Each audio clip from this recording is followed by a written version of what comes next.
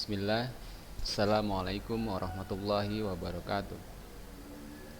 Alhamdulillah. Wassalatu wassalamu ala rasulillahi amma ba'd. Apa kabar anak-anak Ustadz? Kelas 8. Ustadz harapkan antum semua dalam keadaan sehat, selalu dalam lindungan Allah Subhanahu wa taala, dan tetap semangat dalam mengikuti pembelajaran daring kita ini. Baiklah anak-anak Ustadz, tanpa terasa sebentar lagi kita akan menghadapi ujian akhir semester. Jadi di sini Ustadz mengingatkan kepada anak-anak Ustadz untuk tidak menunda-nunda dalam pengumpulan tugas anak-anak Ustadz. Sebelum Ustadz lanjutkan pembelajaran kita hari ini, Ustadz ingin mengingatkan antum mengenai tugas praktek kita, ya, yang harus antum kumpulkan, ya, atau laporannya setiap minggu. Baiklah anak-anak Ustadz, ini ada beberapa yang sudah mengumpulkan kepada Ustadz, ya. Ini seperti tugasnya Zikra, ya. Zikra dia adalah membudidayakan atau hewan kesayangannya adalah ikan mas, yang diletakkan di kolam, ya. Ini kebetulan Zikra memiliki sebuah kolam ikan yang dia membudidayakannya di kolam tersebut. Ini anak-anak Ustadz, antum bisa melihat. Kemudian, ya, ada juga teman kita Muhammad Akbar, kelas 8C, ya, yang memang membudidayakan hewan ayam, ya, unggas, ya, ayam. Ini kebetulan ayamnya jenis ayam kampung, ya, jenis ayam kampung. Ini diletakkan kandangnya, ya, memang sudah disiapkan, ya anak-anak Ustadz. Kalau seperti Akbar ini sepertinya memang sudah biasa dengan peternakan atau pembudidayaan hewan. Ini anak-anak Ustadz, bagi antum yang belum, ya, mengerjakan, antum bisa segera, ya. Boleh juga anak-anak Ustadz antum melampirkan juga, ya, video, ya. Antum boleh mengampilkan videonya. Ini seperti yang kita lihat ini juga merupakan dari tugas teman kita yang ada videonya. Tapi upayakan antum yang berbicara, ya, seperti ini contohnya.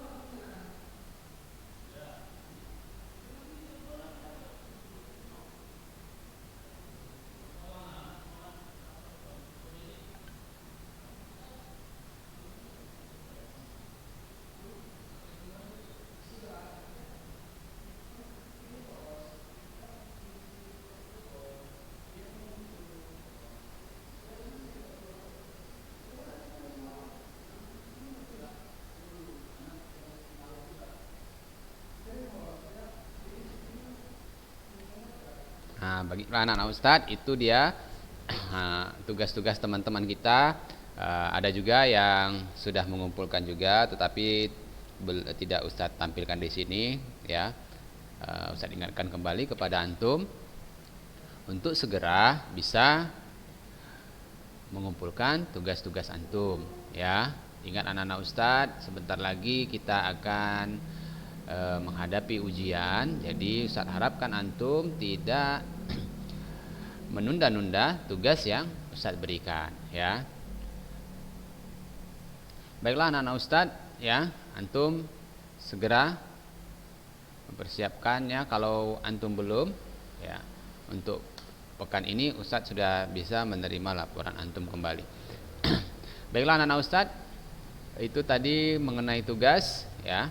Sekarang kita masuk ke materi kita selanjutnya, ya, itu tentang pengolahan, ya anak-anak Ustadz, pengolahan makanan, ya, bahan-bahan pangan. Nah, seperti yang pekan lalu sudah Ustadz jelaskan juga, ya, mengenai jenis-jenis bahan pangan, ya, seperti kentang, ya, kemudian ada jagung, ya, talas, ya, jenis umbi-umbian, kemudian ada yang biji-bijian anak-anak Ustadz, ya. Tentunya antum masih ingat. Baiklah anak-anak Ustadz, ini kita akan masuki tentang teknik pengolahan, ya. Nah, jadi bahan-bahan pangan mentah ataupun belum diolah sebenarnya kaya akan nutrisi, namun bisa berubah kandungan nutrisinya apabila dimasak atau diolah dengan cara yang salah, ya.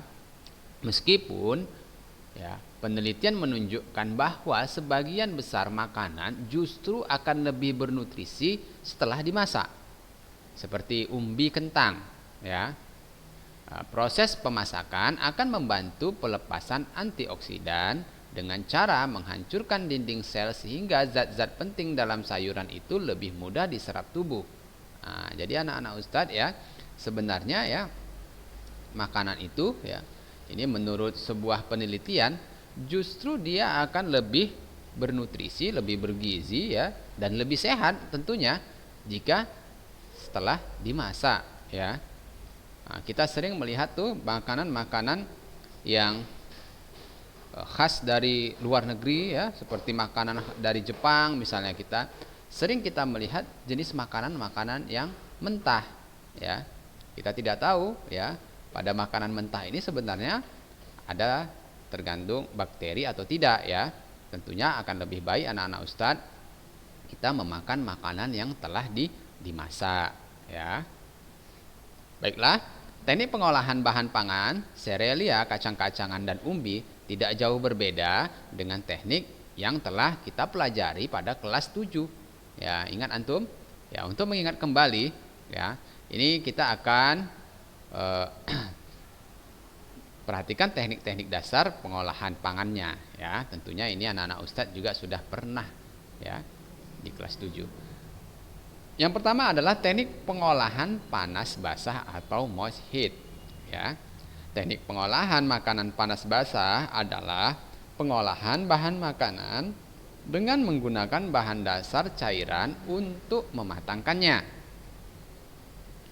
Suhu cairan pada teknik pengolahan makanan panas basah tidak pernah lebih dari suhu didih. Berikut ini yang termasuk teknik pengolahan pangan panas basah. Ya, ini perhatikan anak-anak Ustadz, ini adalah teknik merebus atau boiling, ya. Teknik merebus ini adalah teknik, ya, pengolahan bahan makanan dalam cairan yang sudah mendidih. Cairan yang digunakan dapat berupa air, kaldu, dan susu. Caranya, bahan makanan dimasukkan ke dalam cairan yang dingin atau dalam air setelah panas, ya, airnya yang telah panas.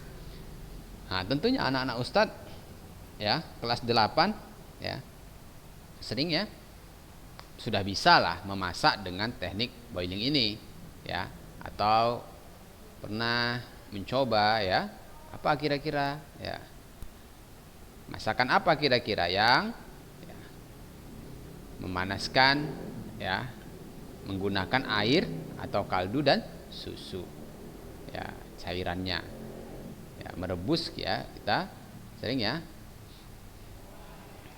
paling anak-anak Ustadz tentunya sering masak mie rebus, bisa juga ya anak-anak Ustadz, itu termasuk teknik boiling ya. Oke, apalagi kira-kira? Misalnya kalau umi antum tuh buat apa? Ya. Masakan apa lagi yang kira-kira menggunakan cairan? Ya, seperti masak sup, ya bisa juga anak-anak Ustadz ya.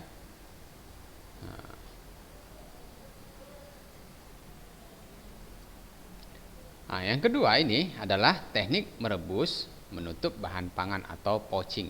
Ya, teknik poaching ialah cara memasak bahan makanan dalam bahan cair sebatas menutupi bahan makanan yang direbus dengan api kecil di bawah titik didih 92 sampai 96 derajat Celcius. Nah, ini anak-anak Ustadz ya. Berbeda dengan yang tadi ya anak-anak Ustadz. Ya, dia di bawah dengan menggunakan api kecil ya, sama-sama direbus memang, tapi di bawah titik didih ya. Bahan makanan yang di poach ini adalah bahan makanan yang lunak atau lembut dan tidak memerlukan waktu lama memasaknya, seperti buah-buahan, sayuran, telur, dan ikan. Cairan berupa kaldu, air yang diberi asam cuka dan susu. Nah, ini anak-anak Ustadz ya. Perhatikan antum ya. Cairannya hanya sebatas menutupi bahan makanan saja ya, tidak sampai tertutupi ya.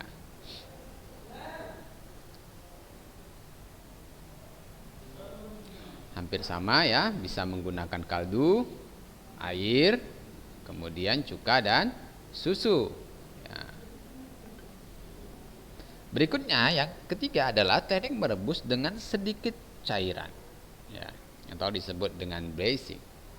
Ya, teknik braising adalah teknik merebus bahan makanan dengan sedikit cairan, kira-kira setengah dari bahan yang akan direbus, dalam panci tertutup dengan api dikecilkan secara perlahan-lahan.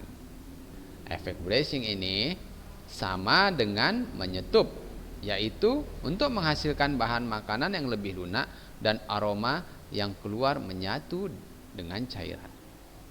Ya, ini anak-anak Ustadz ya. Jadi biasanya nih ya, teknik ini ya, teknik braising ini ya, untuk menghasilkan bahan makanan yang lebih lunak dan aromanya keluar menyatu dengan cairan, untuk menghasilkan kaldu misalnya gitu ya anak-anak Ustadz. Misalnya antum mau mengambil kaldu ayam misalnya, itu merebus ya ayamnya dengan sedikit air ya, dengan cairan, agar bisa menghasilkan kaldu ya, dan aromanya keluar ya, aroma ayamnya itu kan menyatu dengan cairannya. Berikut ini anak-anak Ustadz, teknik berikutnya adalah teknik menyetup ya, atau menggulai. Nah, tentunya teknik menggulai ini sering ya kita menikmatinya ya. Mungkin ya kita juga merupakan satu menu kesukaan kita ya, memasak dengan teknik menggulai atau menyetup ya. Oke, adalah mengolah bahan makanan yang terlebih dahulu ditumis bumbunya ya. Jadi kita tumis dulu bumbu-bumbunya dan direbus dengan cairan yang berbumbu dan cairan yang tidak terlalu banyak dengan api yang sedang ya. Nah, jadi setelah kita tumis, kita akan masukkan cairannya ya. Bisa seperti masukkan santannya contohnya ya. Maksud dari dimasak dengan api sedang dan dalam waktu yang lama agar aroma dari bahan masakan keluar dengan sempurna ya. Jadi anak-anak Ustadz, kalau misalnya memasaknya dengan api yang besar ya, itu aromanya kurang bisa ya keluar ya. Tetapi dengan api yang sedang ya, kemudian dimasak dengan lama, ya, agar aroma dari bahan masakan itu bisa keluar dengan sempurna. Pengolahan dengan teknik ini harus sering diaduk secara hati-hati agar tidak mudah hancur, ya, karena kita menggunakan api yang sedang, ya. Kita juga dalam waktu yang agak lama, ya, harus sering diaduk, ya. Pada proses stewing, cairan yang dipakai yaitu air, susu, santan, dan kaldu. Nah, ini anak-anak Ustadz, ya. Seperti yang Ustadz bilang tadi, bisa kita menumis bumbunya, kemudian setelah ditumis, antum masukkan santan cairannya, ya, cairannya santan, atau bisa juga dengan susu, ya. Ya. Tentunya ini susu yang tidak memiliki rasa manis, ya anak-anak Ustadz, ya. Kalau untuk yang memasak beda, ya, sama susu-susu yang kita biasa untuk minum, ya. Kemudian teknik mengkukus atau steaming, ya. Teknik mengkukus atau steaming adalah memasak bahan makanan dengan uap air mendidih. Nah, sebelum mengukus bahan makanan, alat pengukus yang sudah berisi air harus dipanaskan terlebih dahulu sehingga didih air mengeluarkan uap. Baru dimasukkan bahan makanan pada steamer atau pengukus. Uap air panas yang mengalir ke sekeliling bahan makanan yang sedang dikukus. Efek dari teknik ini ialah menjadikan makanan lebih enak dan lembut. Nilai gizi bahan makanan tidak terlalu banyak yang hilang karena tidak bersentuhan langsung dengan air. Makanan yang diolah dengan cara ini yaitu puding, bolu maupun sayuran ikan dan ayam. Nah, baiklah anak-anak Ustadz, di sini Ustadz ingin jelaskan sedikit pada teknik memasak mengkukus ini, ya. Ustadz masih merasakan, ya, memasak nasi dengan menggunakan teknik ini anak-anak Ustadz, ya. Jadi kalau sekarang kita lihat memasak nasi itu sudah menggunakan Magicom namanya, ya, atau rice cooker yang tidak perlu mengkukus lagi, langsung dikasih beras dan dicuci, kemudian dikasih takaran airnya, antum tinggal tunggu sampai menjadi nasi.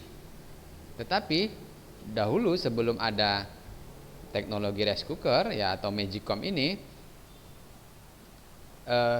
memasak nasi itu, ya, dengan cara, ya, dimasak terlebih dahulu, ya, menggunakan panci, kemudian setelah airnya sedikit mengering, dipindahkan ke tempat pengukusan anak-anak Ustadz, ya. Jadi 2 kali dimasak, ya. Jadi dimasak terlebih dahulu, ya, seperti direbus, kemudian setelah airnya agak sedikit kita pindahkan ke tempat pengukusan, ya. Jadi seperti itu, ya.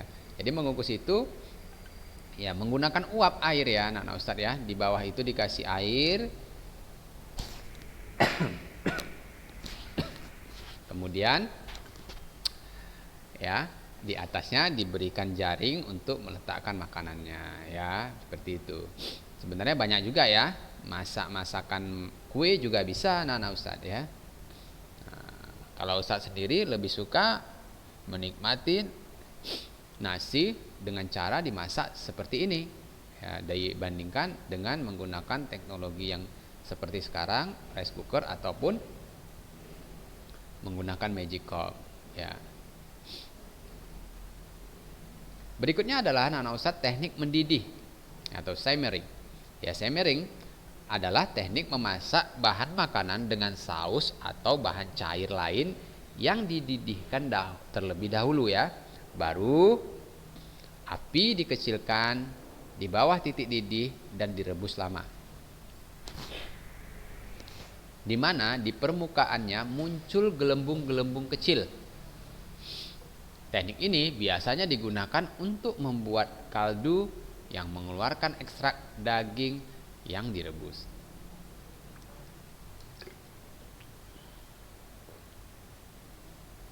Nah, ini anak-anak Ustadz, contoh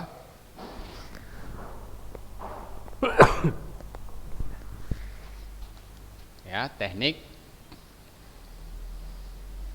dengan menggunakan ya didihan ya, didih ya, biasanya untuk menghasilkan kaldu ya anak-anak Ustadz ya. Berikutnya adalah teknik mengetim.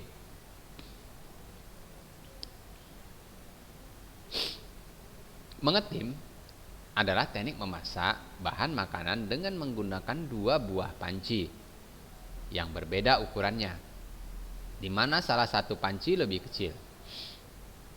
Cara ini memang memerlukan waktu yang lama seperti nasi tim dan coklat. Ya, jadi anak-anak Ustadz di sini Ustadz kasih contoh, misalnya antum ingin melelehkan coklat misalnya.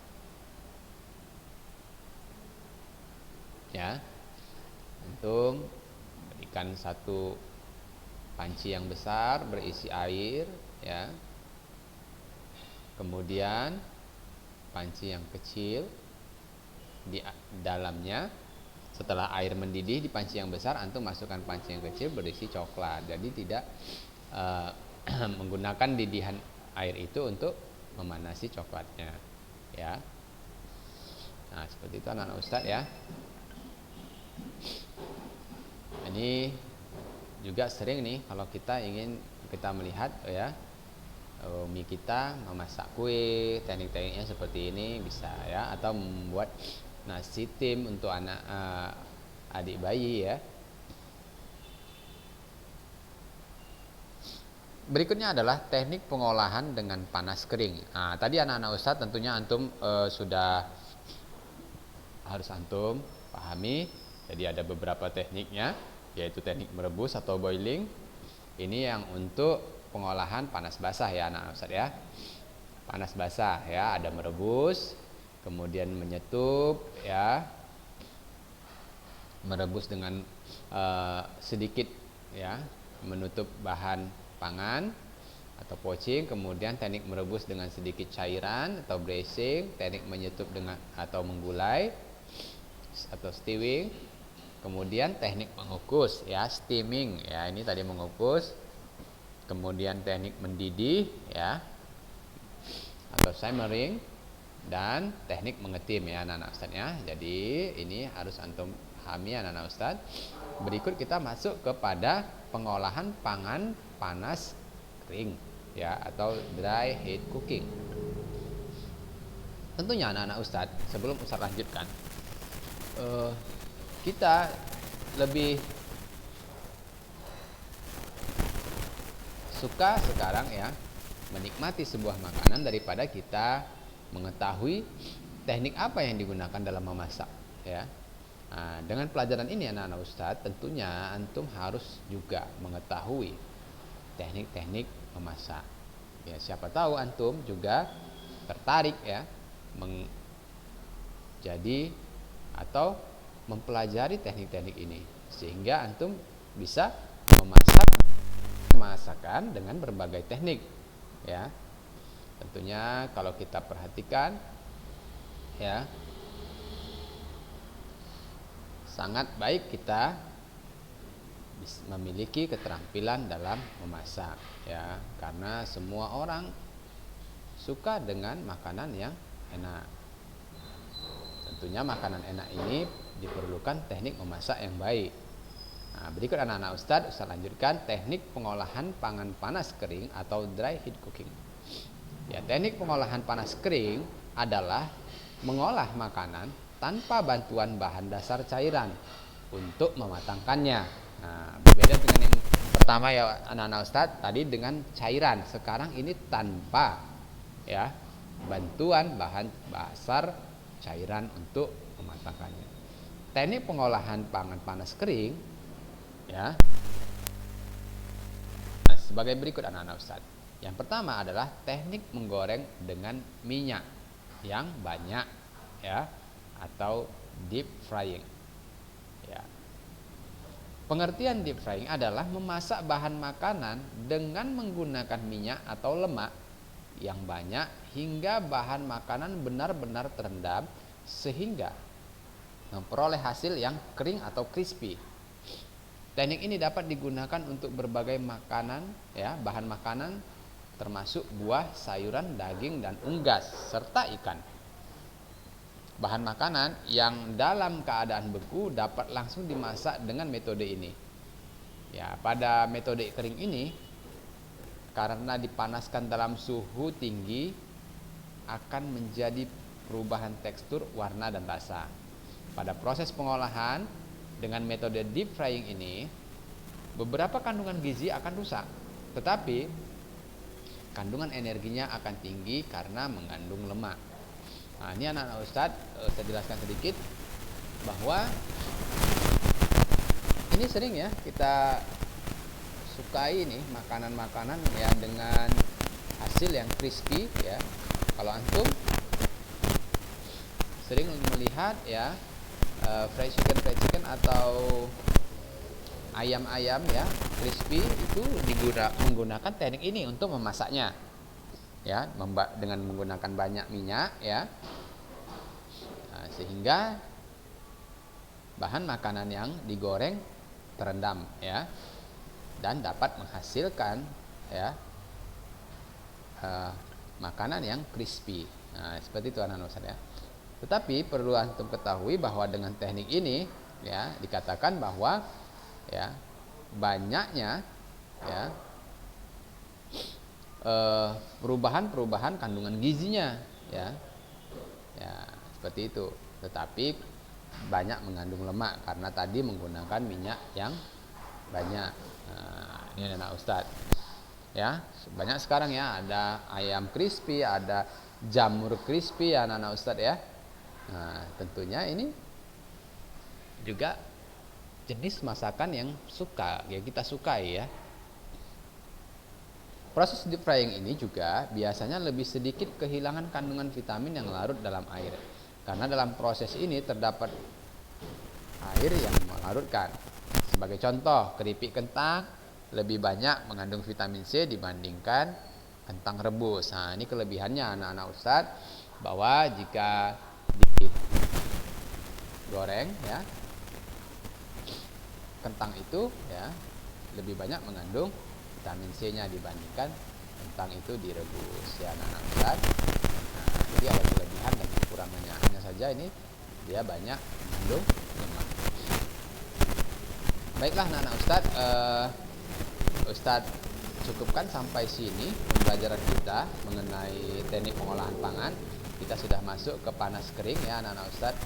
Insyaallah pekan depan akan Ustadz lanjutkan dengan teknik menggoreng dengan minyak yang sedikit ya, ini ya anak-anak Ustadz, dan seterusnya. Baiklah anak-anak Ustadz, jangan lupa untuk mengulang-ulang pembelajaran kita, karena sebentar lagi kita akan menghadapi ujian akhir semester ya. Dan tidak lupa Ustadz ingatkan kembali untuk antum segera mengumpulkan tugas-tugas antum ya. Ustadz tunggu laporan antum untuk budidaya hewannya di setiap pekannya. Mudah-mudahan apa yang saya sampaikan hari ini dapat menjadi ilmu yang bermanfaat dan menambah wawasan antum. Kita cukupkan pembelajaran kita hari ini. Subhanakallahumma wa bihamdik, asyhadu an la ilaha illa anta, astaghfiruka wa atubu ilaik. Assalamualaikum warahmatullahi wabarakatuh.